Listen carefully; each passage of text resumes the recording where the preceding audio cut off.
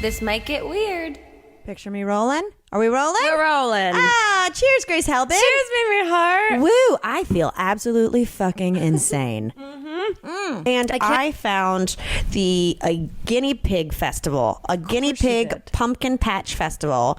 As soon as I looked at your story for 1 second, I was like, I looked over at Elliot, who was also wildly hungover, and he's like, there she goes. There she goes. But I was like, I don't know if I want to go. And then I read the listing for it. And this is how I described it that really got me. It said, have you ever felt a guinea pig's tiny claw in the palm of your hand? You have? Well, then you know that few feelings can compare. And describing it will only deprive the experience of its poetry. Oh, so I was like, this isn't campy. These are people who fucking love guinea pigs. Catwalk, but guinea pig walk. Totally. Guinea pig shuffle. I look it up. I MapQuest it. And you MapQuest? So you went back in time? Oh, MapQuest it. Yeah, I was like, did you print out your directions? Oh my God. I pulled out my atlas and we hit the road. And then I checked my sundial to make sure I had time to go. Oh my God. Got myself a Crystal Pepsi and we were off. No, so I look and it's 45 minutes away and I knew we weren't supposed to be recording for 3 hours. But I look it up and it looks like kind of desolate. So in my head, I'm thinking when I get there, I'm going to do a drive-by. And if it's sketchy, if it's like an old lady with 3 guinea pigs that she's like trying to get you to adopt, I'm not stopping for that shit. No. So anyway, so I go and when I get there, bitch, it's packed. I can't even get in the parking lot. I truly had to walk like a mile to get there. They've advertised it like it's its majestically. It's its 5th year. Okay. It's the Guinea Pig Festival. So essentially, it's a celebration of guinea pigs. Yes. So there's. and it's very small. It's like the size of a playground. They're gonna have to get a bigger venue. Next year. Right. They've grown out of it. Totally. It's like Comic-Con. Exactly. It's like VidCon's first year, and now they got to move to a convention center. But I get there, and there's tents of like guinea pig beds and supplies, and every single person there with a guinea pig has an actual guinea pig. They carry them in these little carriers that look like pound puppy carriers, like they're tiny. So I started seeing all these carriers and all these like tiny, bowling ball bags, almost, but like with the little, with the mesh, so they can see. Yeah, like a tiny dog carrier that like a little girl would use to carry her stuffed animal dog. Yes. And then strollers that look like doll strollers. And I look around, I'm like, wait, they had strollers. People had fucking strollers. But I'd look and I'd be like, is this a baby? There's hay. Nope. Like I kept just being like, there's hay. People carrying boxes. Every single person brought their guinea pig. And there were lots of children with them, but there were like very serious adults. Mostly adults. With their guiney pigs.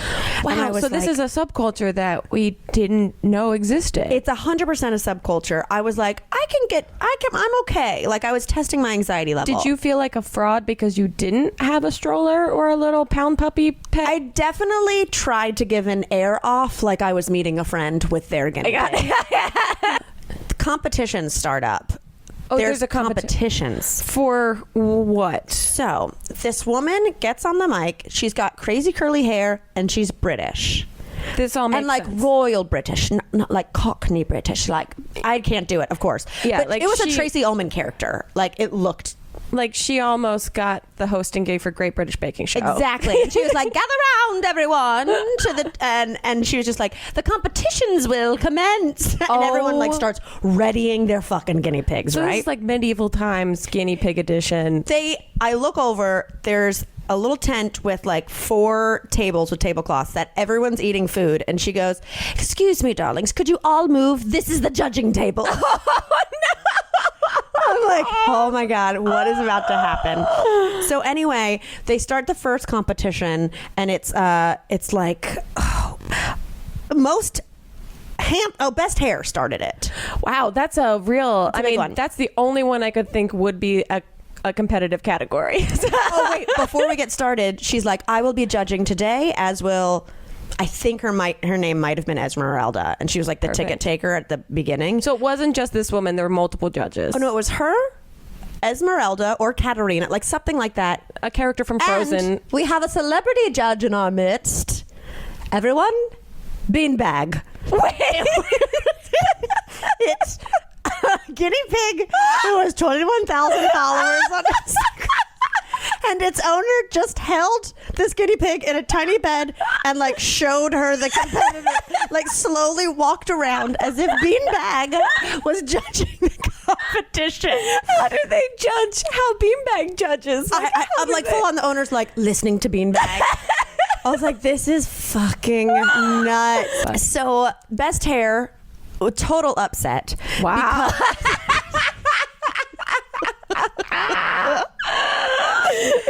Okay. Total upset because they gave it to the entry that was brother and sister guinea pigs with long hair. Right, so they could double enter two. They should have had to go head to head. Yeah.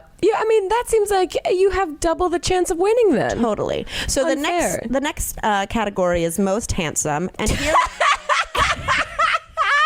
Wait, so this is overall looks then, not just hair. Well, yeah. So most handsome followed by prettiest. So I was like, I don't like how they're bringing gender roles into this. Is it because like they're going Male or female? Okay. Yes. So anyway, most handsome, again, like some black and white little, who cares? Yeah. Won it. Teenage girl who won it, teared up, third place. She was wearing one of their shirts. It was a huge guinea pig in a cowboy hat. They call her for third place. She legit starts tearing up. Amazing. I'm like, amazing. This is amazing. So anyway, they call the costume competition. They bring out not one, not two, not three, not four, not five, but 6 guinea pigs, all the different colors of M&Ms. What? They have little plush homemade M&Ms strapped to their backs, one of each color. And this was one costume submission. One. 6 of them. So I try to get closer of her costumes. This one person just put their guinea pig down and then just put a box over it that said kissing booth, and the guinea pig got stuck its head out the hole. Like, people were really going for it, but it was just so crowded. I was like, all right, I've seen my lot. Amazing. I've become slightly less scared of guinea pigs. But, we have been inside all day that we, Elliot was like, let's go to dinner and let's, Wait, were you still? No, we had pretty much come down. Okay. Like pretty much. And and it was also one of those things of like, let's not just stay in the house all the time like we've been doing in LA. Like we're not drinking. So let's just prove that we can go out to dinner and have a good time. Right. It's not like you were cuckoo busy in LA and you needed to go be a hermit. No, it was like, just let's a hermit in a different house. Yeah, it was like, let's go treat ourselves. We've had a beautiful day. Mm-hmm. Like, let's go have a nice dinner. He found this place called like Mr. Parker's. It sounded like cute and quaint and whatever. And so we go, and immediately it is fine dining to the max. Like, see, that'll get you in Palm Springs. I've walked in and there's been tuxedos. It was full tuxedos. Yes. We pull up to this hotel that's like hidden behind these bushes. Are you wearing a beanie? I'm wearing a beanie and a sweatshirt.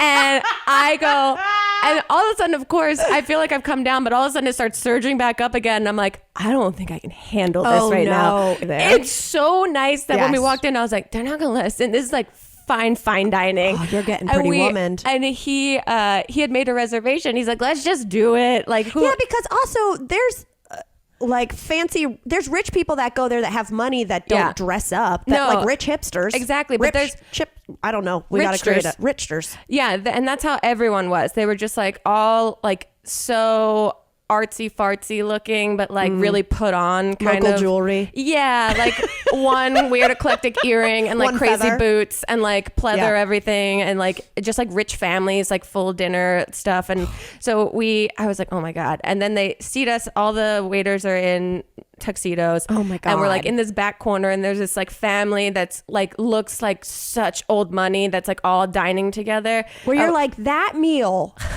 for the 8 of you cost more than my family has ever spent together. We sit down. First of all, they give us complimentary champagne. And I'm like, what?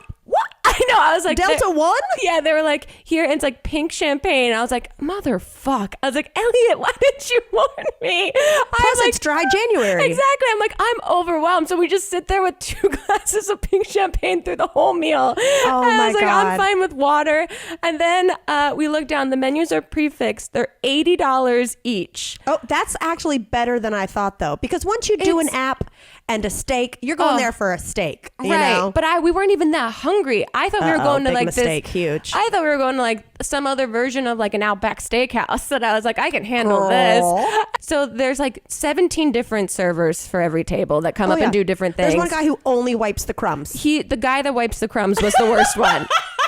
The crumber was the scariest man I've ever seen. Crumb and Crumber. He came over and he stood by my shoulder for a second and he just goes, "Are you done?" And I looked up and he's just staring at me smiling. Like just fucking the dude from Addams Family, Lurch. Yeah, he's just smiling directly at me. And in my mind, I'm going, he knows. He knows. He goes, only a girl who could leave that many crumbs must be on mushrooms. Well, he goes, "Are you done?" I was like, "Yeah, I'm all finished." And he goes, "Can I take your plate?" And I was like, yeah. He did that every single time he came to the table. He goes, "Are you done?" I'm like, yes, all done.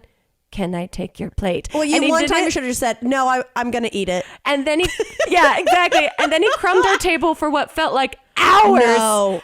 Hours. And every time he left, Elliot just kept going, "That's the scariest man I've ever seen." Because he would maintain eye contact so deep. And both of us are just like looking down like scolded children, being like, I can't look at him. This is so intense. He crumbs for 2 minutes, which you feel in your trippy brain that is a 10 passive hours. aggressive move of saying, look what a dirty eater you Look are. at you filthy beanie pigs. Head. Yeah, I know. And then, of course, there's this table behind us that's like 6 people and they're getting lit up and they're having fun. And I just hear them go, "You know that YouTuber Poo Pie?"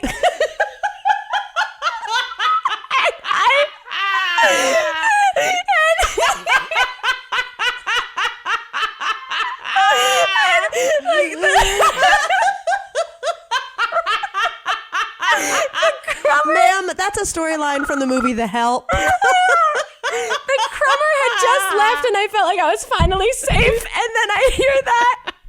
And I just literally, I'm like white knuckling the edge of the table.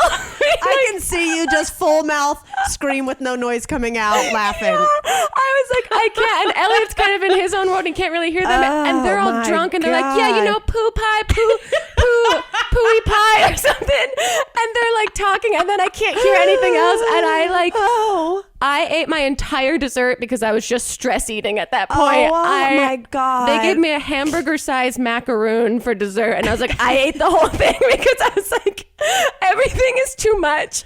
And I don't care anymore. Oh my God, Poo Pie. Poo Pie. And I wanted to be like, Poo Pie is so controversial. oh God, I know. He's really...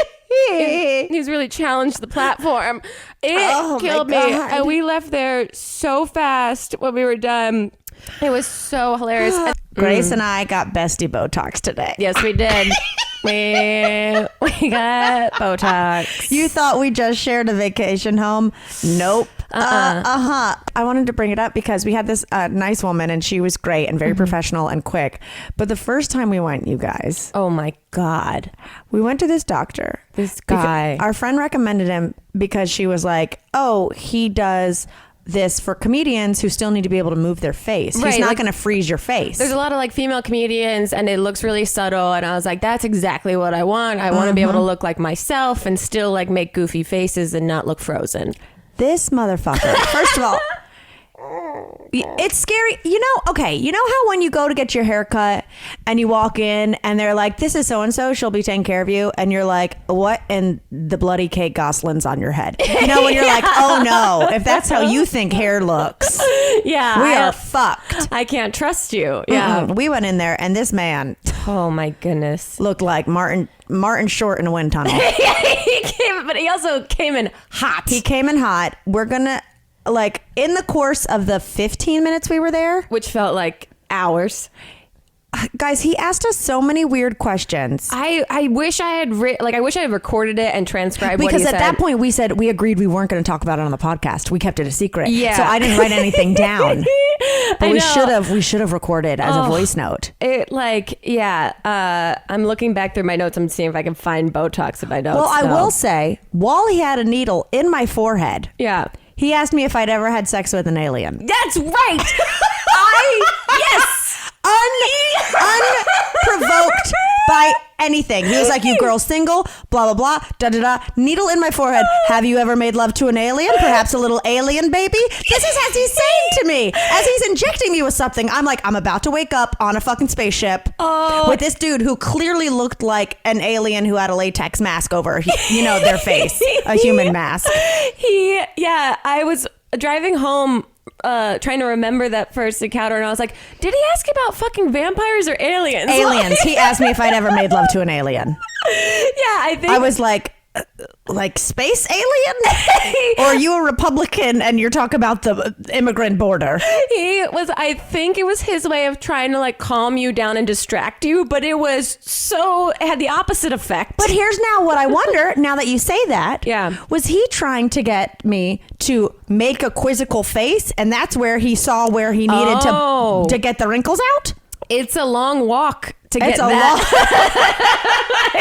Well, speaking of butts, I was doing some research for the podcast of like stuff on the internet, and I saw this Reddit post, and the title is "My butthole has been a location on Facebook since 2012, and I can't get it removed."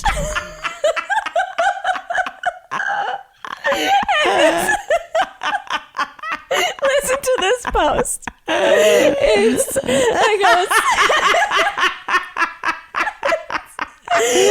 8 years. It's been 8 years that this person's butthole has been a location on Facebook.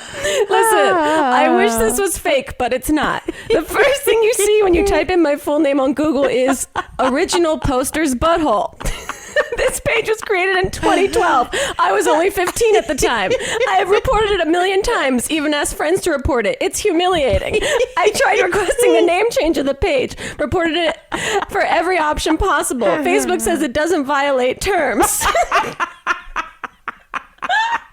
Tried claiming it as my business since at the bottom of the page. My butthole business. It claims to be automatically generated off interest of the topic and not affiliated with the business. Blah, blah, blah. Can he make his butthole private? I mean, I promise I'm not trolling and have proof if needed with my name obviously edited out. I was 15 saying my butthole is a business location with a pin close to the home I used to live in, and nothing I can do will get it removed. This is under the Reddit subreddit for legal advice. My it is God. It killed me. That is so stupid and funny. And there are so many people giving actual legal advice about how to delete this. Yeah. Wow. It's oh my goodness, it's insane. How many years has this butthole been? 8 years. So he's 23. So he's in the work. He's trying to be in the workforce. I don't know if it's a man or woman, but he or she. They were 15 when they did it, and so they're 23 now. I mean, I am so glad I didn't have any of this when I was 15. I know. However, I did go to a class this past week. What'd you go to? Tap dancing. Wow, look at you. You're just, I don't know what you're becoming. You're becoming like a one-woman talent show. Like, I don't. Okay, these are I all sound good. like someone like in the 30s who's like, I'm going to get myself ready to be a wife. I'm going to learn cakes and tap dancing. So I found this tap dance class. I was Googling, and all the regular studios out here are too intimidating because I've gone to a dance class before, and you're like, oh, these are real dancers. Yeah, these are fucking like backup dancers. Yeah. Their intermediate is like the best person, in North Carolina. Right. So I found this one, and it was in Silver Lake, which is close to us.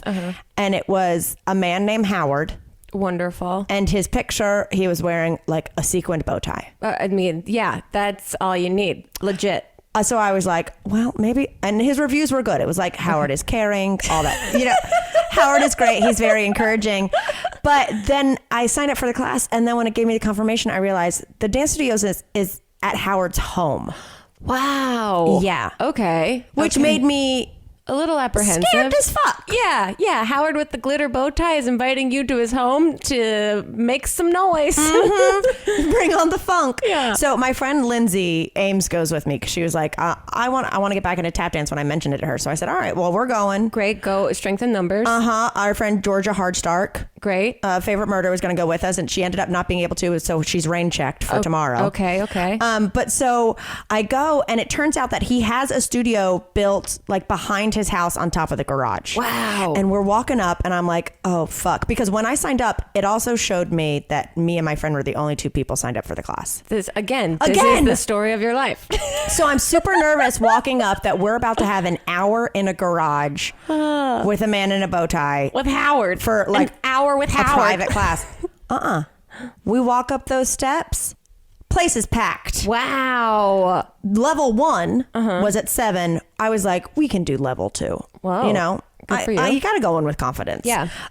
So we walk up. Level 1 is like finishing, I guess, and there's probably like 20 people in there. Whoa. Tap dancing of all different colors, sizes, ages. Howard doesn't discriminate. No, we look in and I go, oh no, are we going to be like the worst people there? Right. There's a woman with an oxygen tank. Okay. Wow. Yeah. Howard really does cultivate a safe space. Does Howard do some light EMT work on the side? You can't. Okay. Yeah. So that should boost your confidence pretty. So I was like, I look at Lindsay and she goes, man, I'm so rusty. I go, I think we'll be okay. With an oxygen tank. Guys. Wow. Happy day after St. Patrick's Day. That's all we're talking about this episode. No, nothing else going on in the world besides No. St. Patrick's Day. Oh. Fuck me. I know. I'm like, What is happening? I feel everything and absolutely nothing all at the same time. Absolutely. I'll be like, I'm so calm. This is whatever. This is just a forced way to slow down. And then I'll be like, I can't feel my body. I have so much anxiety. And as people that are accustomed to already working from home, to already self-isolating, I keep thinking about the people that thrive in community settings, that they Yes. must be losing their goddamn minds right now. Right. We can introvert, but people who are, like our friend Steve, he at least go gets some beers every night. Right. And so I'm like, and lives alone. And so I'm like, are you okay? Like yesterday, we Skype happy hour together. Yeah. Which I think is a great way to, keep in touch with people if you need to. I thought last night, I looked over at Elliot. I was like, do you know how many couples are breaking up right now because they can't hack this? I saw a tweet that was like, my friend filed for divorce the day before the shit went down. She and her gonna be ex-husband are together for the next 2 weeks. Wow, bad timing, but ultimately, what a way to go out. It's a pretty good test of character. I was saying before we started rolling, I was like, what's nice is we both have boyfriends who are good at being chill with. Oh yeah, that I don't get bored or angry or irritated by in any way. That's why I was like, this is fun and we do this all the time and we're this is still fun. That's wonderful because I can't imagine how many people are just staring at the other person. Like if you'd only been dating a couple months or if you just moved in with each other and not even tested the parameters yet and now you're in each other's business all fucking day. I can't imagine. Good luck to all of you out there. Yes, Godspeed. I forgot to get the rolls of toilet paper that Nick dropped. I have toilet paper for you. It's okay because it's scented as fuck. Oh, really? Yeah, your butthole is gonna smell like a meadow. I cannot wait.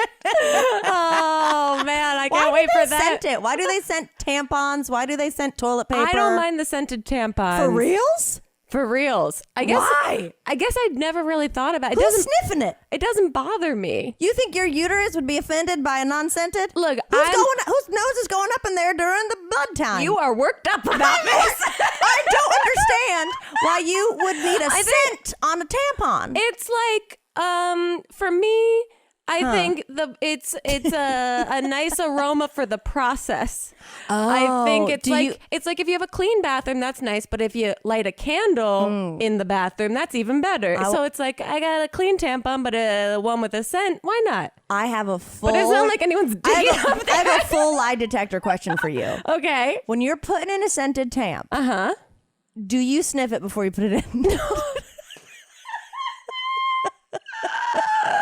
Do you give it a little, little baby whiff? I'm breathing when I'm putting it in.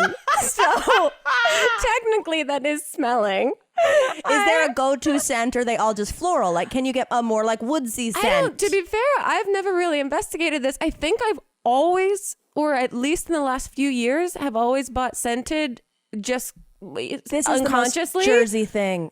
Yeah, no, it's like I put deodorant on and call it a shower. I put a scented tampon in and call it a douche. like a pap smear. Oh, wow. Oh, it's wow. But I did order. I'm excited for this scented toilet paper. Who knows what'll happen? It's great. But I'm not in dire straits for it right now because I forgot that I got real high and ordered RV toilet paper off of Amazon, which was available. What is the difference? It's like if smaller? No, same size. It's just it's so thin. It's like tissue paper you put in a gift bag for a birthday present. Yeah. It's so thin. It's like, how thin is it? It's Kate Moss 90s model era thin. Ooh, you got some heroin chic wafy toilet paper. It's got some edge to it. Like it is so doesn't care to give you a comfortable experience at all whatsoever because it knows it's getting your job done anyway. Well, we had a minute there. I think I told you it was single ply Scott ones. Yes. And then Chip was like, my butthole hurts. Yeah. And so I was like, you know what? Not for my man. We're switching to tissues. And we've been using boxes of tissues ever since. I love it. No, I think that's great because, like I said, the portion control with the tissues, I think, is a nice option. I have another question about how you wipe yourself. Yep. Go on. I'm an open book, apparently. Are you a wet wipe person? I don't. Okay, I've tried it a few times. I'm not afraid to admit it. But then you gotta air dry. It's the most confusing thing. I feel like a Will baby. Yeah, I do. I feel like I feel like I'm just like making fun of myself while I'm doing it. Like you're just like, oh, you're so dirty. Oh, you dirty little baby girl. It's so gross, but it does feel like why would the wet I'm not letting anything dry down there. I know. I don't have okay. So when we were out of toilet paper at first, we had all these wet wipes and I was using them and then I would just be like, you use it and you just sit there and you go, well, now what do I fucking do? Now you're just like a fresh counter, like a freshly wiped counter. You can't put anything on it for a few minutes. Exactly. Oh my God. Well, let's go get you your scented toilet paper before I forget. Woohoo. This got weird.